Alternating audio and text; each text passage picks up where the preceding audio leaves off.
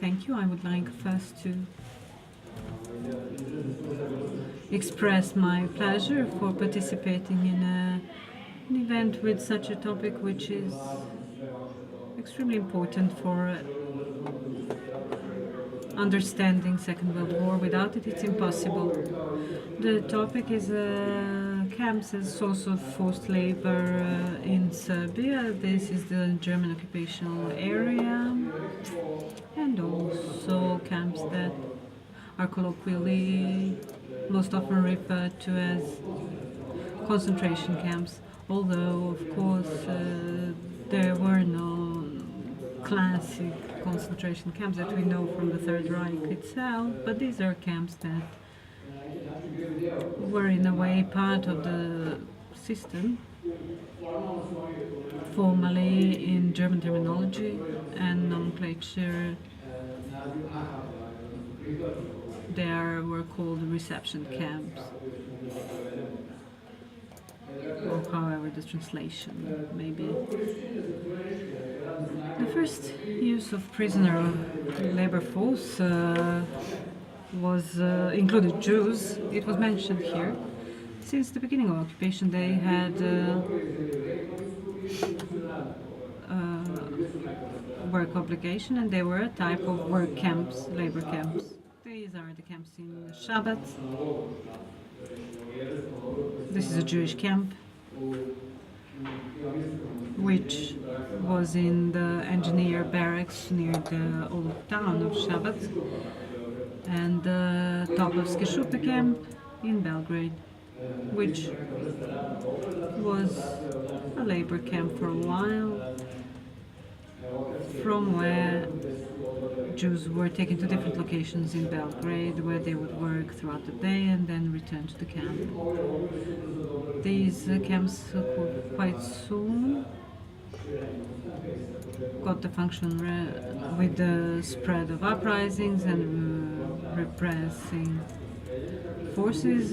They were a source of mass shootings, so they lost their labor function. We should mention here another case, so to say, the work of a group of 600 Jews who were referred to work in Smederevo. We know that on 5th of June there was a huge explosion of ammunition in Smederevo fort. It was a terrible explosion which took 2,500 people, and for clearing the rubbles and renewing Smederevo, this large group of Jews from Belgrade participated. They worked there for a month, and then they returned to Belgrade and shared the destiny of other Jewish men. In the autumn of 1941, the brutal repression of the uprisal from the West Serbia, in the Sava-Drina Arch, as it is called in documents, the farthest northwest of Serbia, where mass internment was used for the population, and they were used in agriculture. The commander-in-chief of the German penal expedition action called the clearing of the Sava Arch. The complete male population was to be interned and then used for work in agriculture. The same procedure was envisaged for the entire female population, but the new order of 25th September, this decision was withdrawn.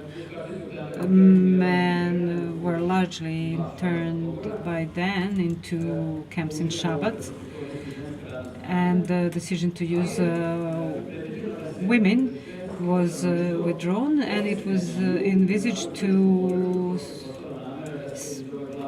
press the women down towards the south and cause hunger among the in the uprisal area. The organization thought was subsequently to build a big camp, according to German large camps, to have primary capacity of 50,000 people and to be managed by the operational group of the security services. The camp started to be built near the village of Zasavica, but the location was abandoned because of floods. And in the end of the same month, the location for the camp that was selected was Sajmište in Belgrade, fairgrounds. To stop the uprising in Serbia and use forced labor of prisoners was an idea that was later on given up when the uprising was broken in November. The newly formed camp became Jewish camp, where all the remaining Jews from Serbia were brought, and those killed by 10th May of 1942. In autumn of 1941, the labor force of prisoners was used in Serbia itself. According to the report from 10th November 1941, it was said for the production in mine Kostolac, the general plenipotentiary for Serbia, put the mine in for the disposal, or actually put 300 workers at the disposal of the mine from the camp in Shabat. But it turned out that twice as many prisoners were sent there. A new report from 20th November of the same year, the concentration camp from Shabat, 300 men were sent to coal mines and to the Kostolac mine as well.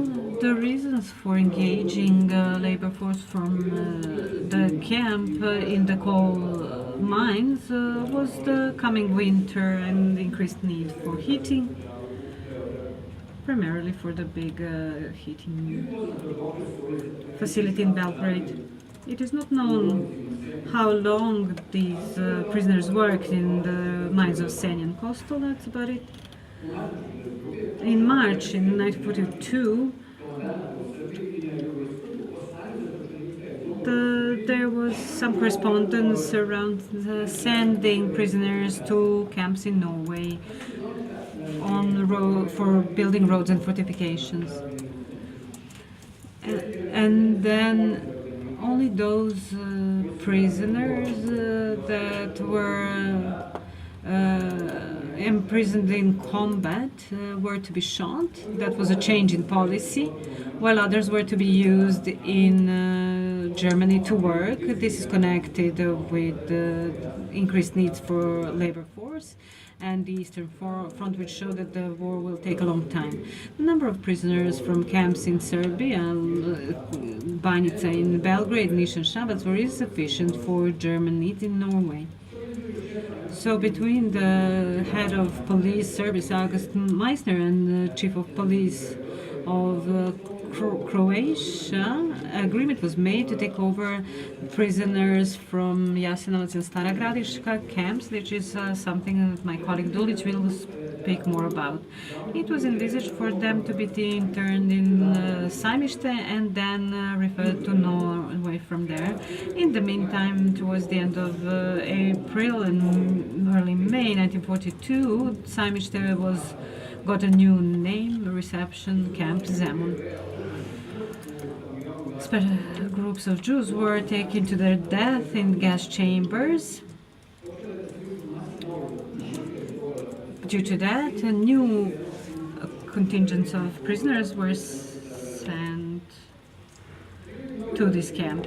The influx of new prisoners was high in July and August 1942. Several thousands of prisoners out of the big operation of German and Croatian forces in Kozara.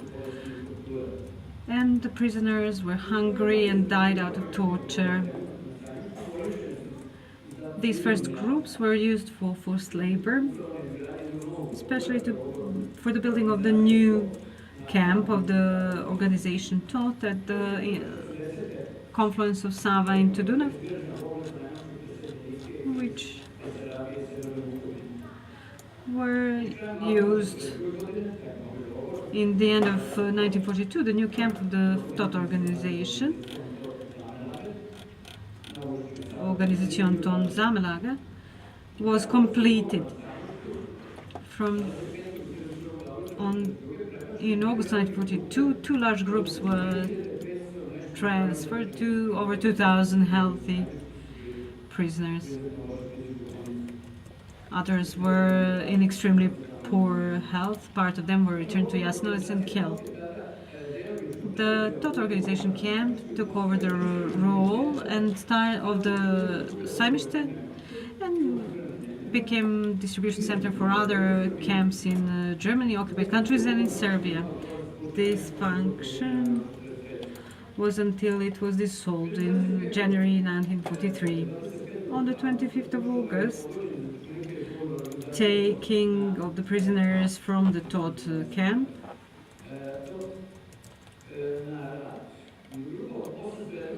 to work, a group of 800 prisoners was sent to Danube Island downstream. Because of terrible working and living conditions, only 89 of them returned. Most of them were sick and exhausted, so they were killed upon return.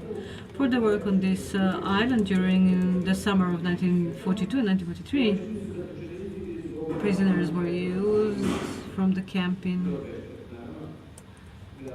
Grossbäckskärek, the today town of Zrenjanin.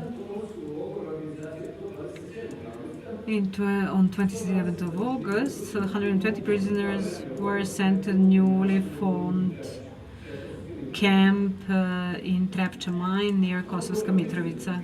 The new group of 300 prisoners were sent on 30th of October to Trepča. The organization TOT had its own agricultural land where prisoners were sent to work. In Banatski Brestovac, the organization TOT Gut, the agricultural holding. In November 1942, 30 prisoners were sent. And in Vlajkovac, another holding, 40 prisoners were sent to. Banatski Brestovac, several groups of prisoners from Banjica. From the camp in Ušće, several groups were sent to Norway in 1942 and 43.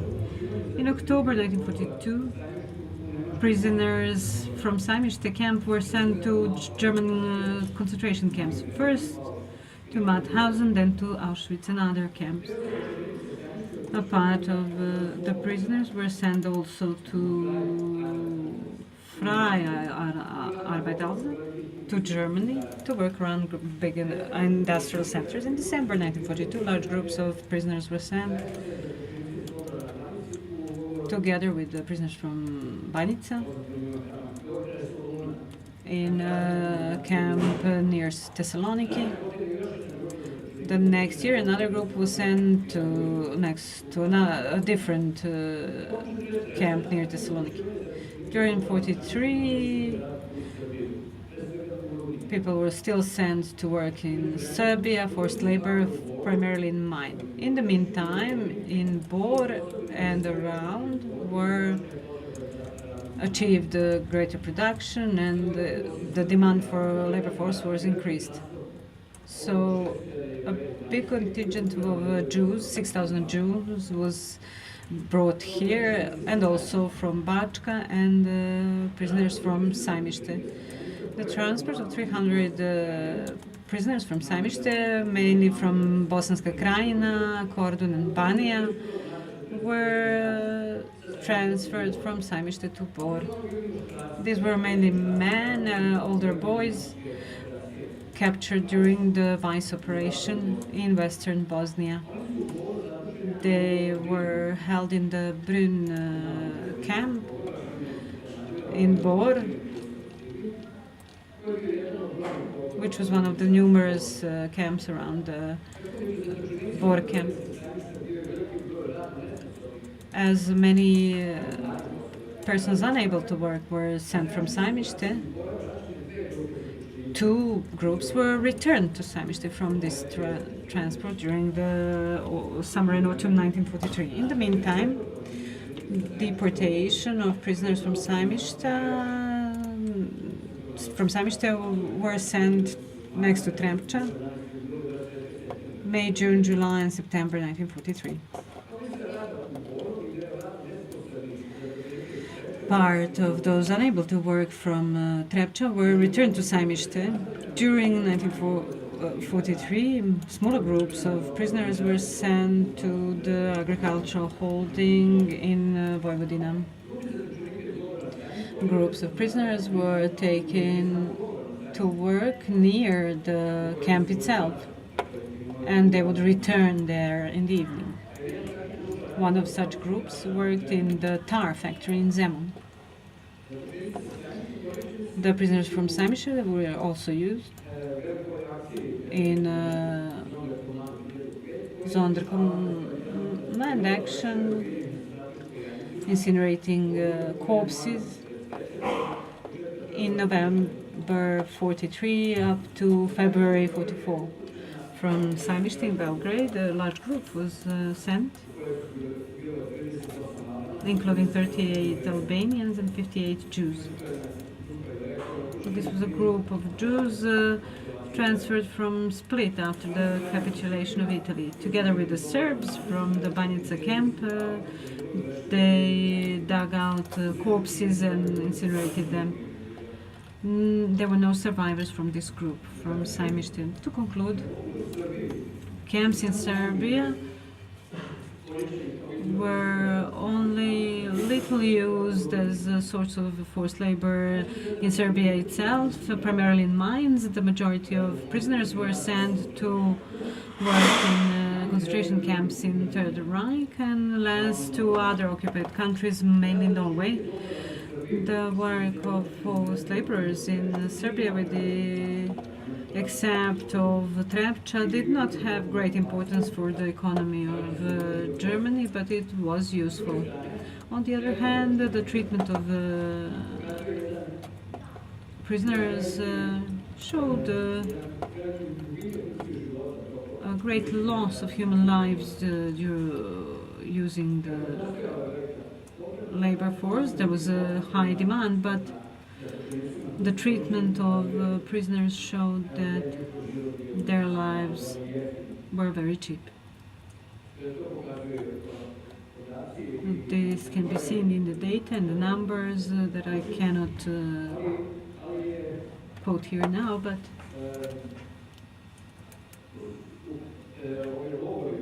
these camps in Serbia that were a source of labor force should be seen as part of a broader system of German camps in both occupied countries and the Third Reich itself. And then the system, we can call this system in Serbia a system, puts them in a historical perspective. And this, I would end with this. Thank you.